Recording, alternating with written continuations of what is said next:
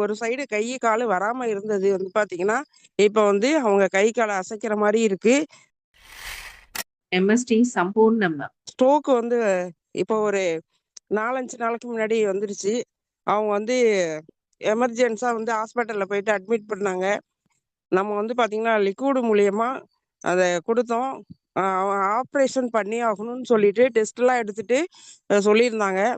இப்ப வந்து பார்த்தீங்கன்னா, இப்ப நேத்திக்கு வந்து ஆப்ரேஷன்லாம் செய்ய வேணாம்.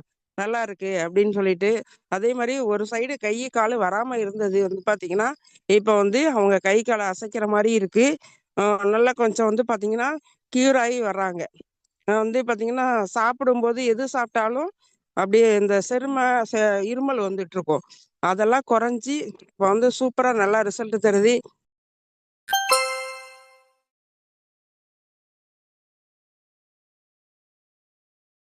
எனக்கு ஒரு 5 வகையான பிரச்சனை வந்து பார்த்தீங்கன்னா, சரியாயிடுச்சு.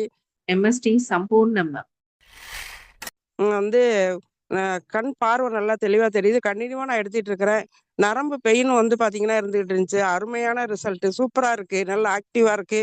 அதே மாரி ஹார்ட் ப்ராப்ளம் இருந்துச்சு. அதுவும் வந்து பார்த்தீங்கன்னா, நல்லா சரி பண்ணி குடுத்துருச்சு.